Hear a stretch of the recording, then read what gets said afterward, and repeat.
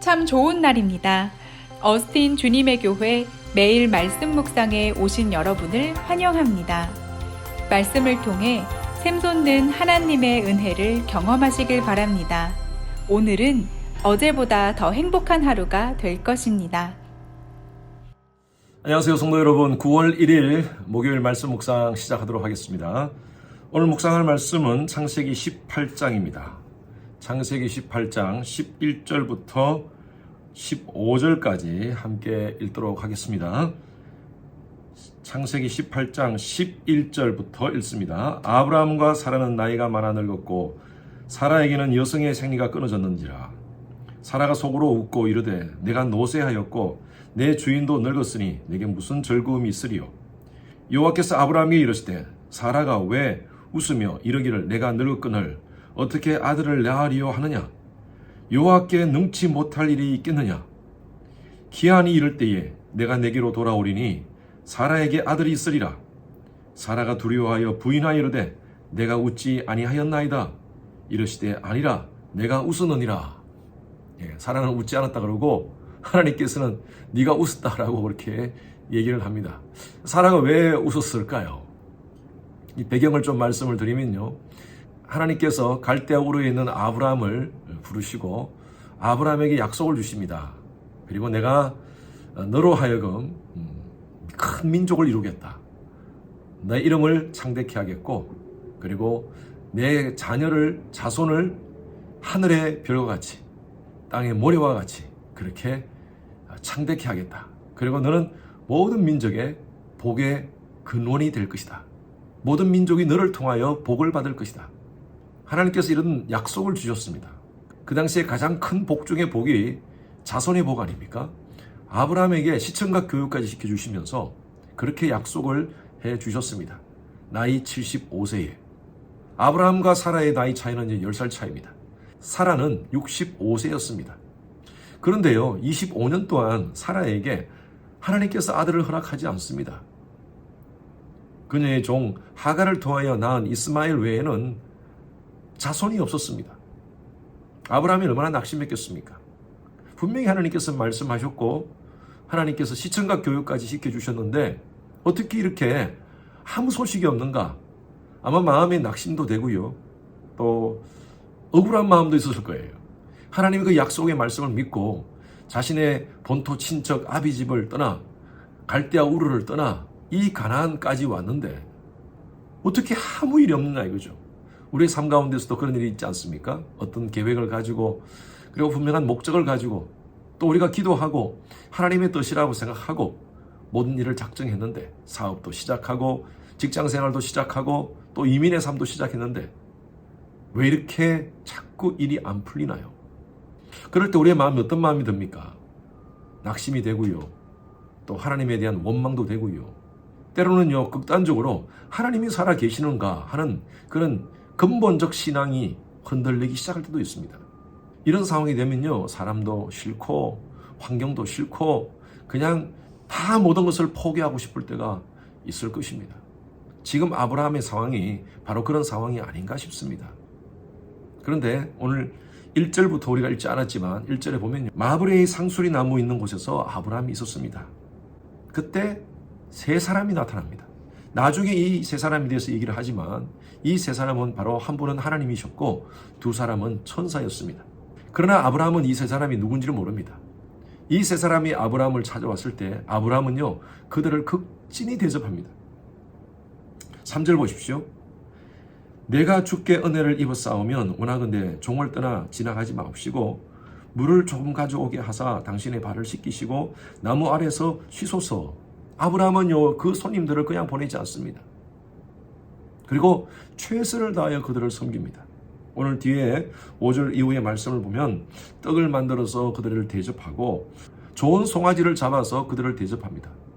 지나가는 행인들에게 이렇게 대접한다는 것은 쉽지 않습니다. 아브라함은 아마 이 사람들 외에도 누구든지 그 앞을 지나가면 자기 가정을 찾는 사람이 있으면 항상 대접했던 것 같아요.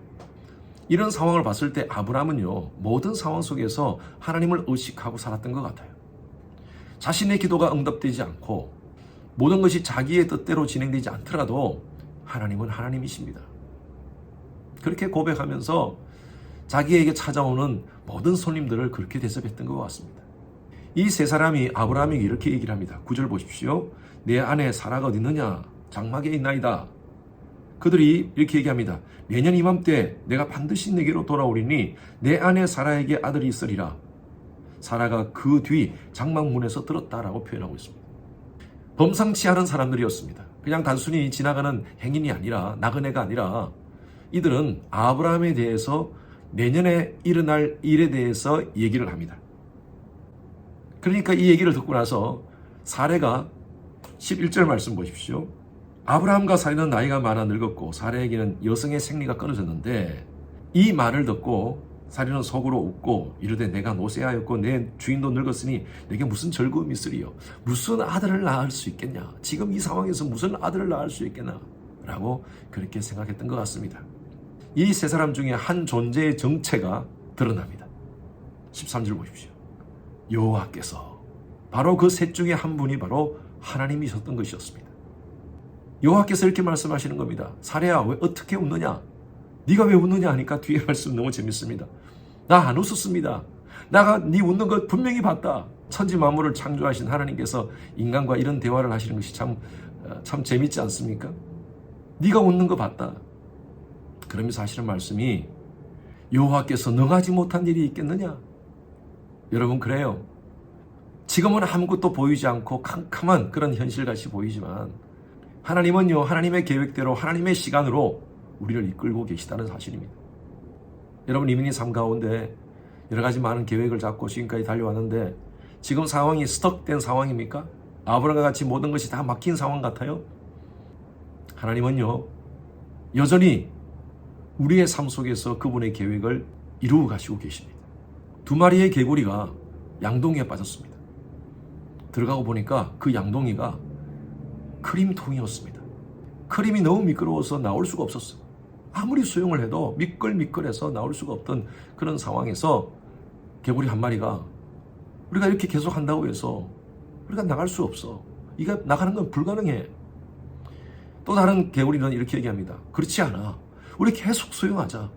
어떻게 하든 수영하자. 우리 힘이 다 빠질 때까지 끝까지 한번 해보자. 상황이 바뀌어질 수 있을 거야. 긍정적으로 얘기합니다.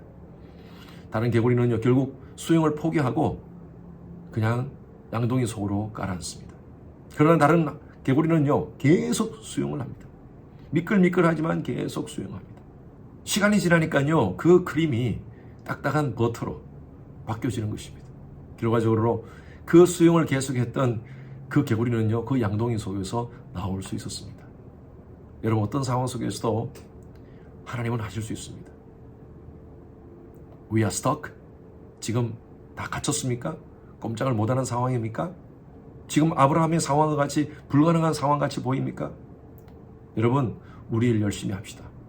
아브라함이 그런 상황 속에서도 지나가는 나그네를 극진히 대접했던 것 같이 우리의 삶에서도 마찬가지입니다. 내가 하는 일 열심히 합시다. 나는 하나님 일을 하고 그러면 하나님이 내 일 해주십니다. 한번 따라해 보세요. 나는 하나님 일을 하고 하나님은 내 일 해주시고 내가 내 일 하는 것보다 하나님이 내 일 해주시는 것이 더 크고 놀라운 일이 일어날 것입니다. 하나님께서 왜 이렇게 어려운 상황을 주시는가? 어쩌면요, 겸손을 알게 하시는 시간입니다. 인내를 배우는 시간입니다. 하나님의 손을 경험하게 되는 시간입니다. 하나님의 원대하신 그 타임 플랜에 나의 시간을 던집시다. 언젠가는 하나님의 시간에 크림이 버터가 되는 놀라운 역사가 일어나게 될 줄로 믿습니다. 포기하지 마시고 늘 하나님의 약속의 말씀을 붙잡고 나의 최선을 다합시다. 함께 기도하시겠습니다. 하나님 감사합니다. 아브라함의 그 불가능한 현실 속에서 하나님이 기적으로 하나님의 방법으로 하나님의 시간에 아브라함에게 자녀를 주신 것과 같이 우리의 삶 가운데서도 여전히 우리의 뜻이 아니라 하나님의 뜻에 맡기고 우리의 시간이 아니라 하나님의 시간에 모든 것이 진행됨을 믿고 믿음으로 우리에게 주어진 귀한 사명 잘 감당하는 저희들 되게 하여 주시옵소서. 감사드리며 살아계신 예수 그리스도 이름으로 기도드렸습니다. 아멘. 오늘 목요일 기도 제목으로 함께 기도하겠습니다. 미국과 한국의 위종자들과 관료들 하나님을 경외하고 또 지혜와 분별력으로 나라를 잘 이끌어갈 수 있도록 기도해 주시고요. 대통령 선거 이후에 또 새로운 대통령을 중심으로 해서 나라가 혼란에 빠지지 않고 이제 통합의 길로 갈 수 있는 우리 나라가 될 수 있도록 해달라고 우리 나라를 위해서 특별히 기도해 주시기 바랍니다. 세계 선교를 위해서 기도하되 우리 교회가 섬기는 선교사님들 안전과 건강 지켜주시도록, 그리고 하루속히 모든 선교 사역이 정성화될 수 있도록 기도해 주시고, 특히 지금 우크라이나 지역을 위해서 여러분 기도해 주시기 바랍니다. 그곳에서 아직도 선교지를 지키는 여러 선교사님들이 계십니다.